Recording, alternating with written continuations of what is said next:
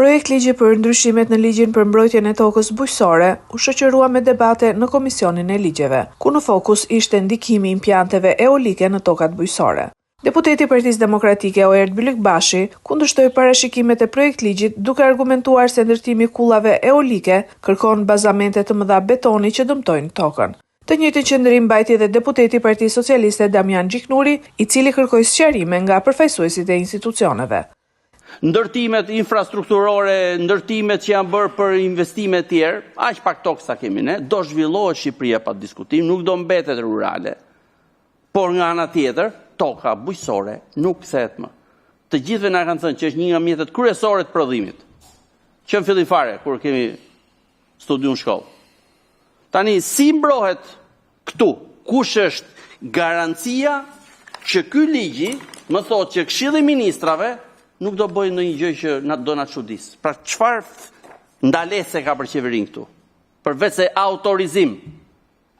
Pra nisemi për shfrytëzim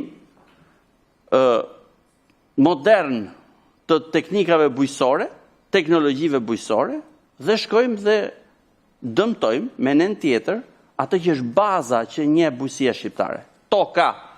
Debatet vijuan edhe në fund të mbledhjes kur deputeti Strazimiri kërkoi të vijonte me pyetjet por u ndërpre nga kryetari i komisionit Ulsi Manja, i cili e hodhi projekt ligjin në votim.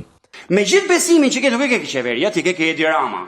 Unë po i bëj thirrje për gjejshmëri state. Edhe te Edi Rama e kam besimin. Po pikërisht pa atë po them, jo ke qeveri. Po edhe te Edi Rama dhe te qeveria. Po shkëlqyer. Tash imagjino sikur mos jeti njëri i përgjegjshëm që i dhem veni, që nuk bën kur kompromis me oligarkët.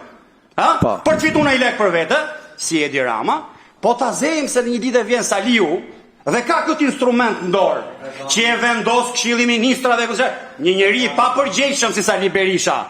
Mund ta ketë këtë instrument dorë se edhe ndodh më se demokracia është kjo, lëvizin gjona. Saliu spyt për njerëz që ato pyet për tokat bujqësore. Tash po të them, bashkë me kolegun Gjiknuri, po kërkojmë sqarim. Ke gjëja. Dhe po themi. Jo mos keni për të sqaruar kur gjë tani. Jo, dakord. Dakord. Ti merrem mbyllë këtu, s'është problema apo. Po i fole sa dush ti, jepi. Tash ti po të them edhe një herë, nëse këtu do të kishim diskutime vetëm me gjë se votën e ke. Pa bukuri. Se pyetshim dhe dy pyetje të tjera, ne nuk ishte problem. Urgjenca që ke, nervozizmi që tregon me mbyll këtu këtë punë, do të thotë ajo që ju thash parë. Po, jeni duke bë dëm. Jeni duke bë dëm, nuk na leni as të pyesim as sqarohemi. Pas një përplasje verbale mes Manjës dhe Gjiknurit, ky i fundit u largua nga mbledhja, ndërsa projekt ligji u miratua nga Komisioni i Ligjeve.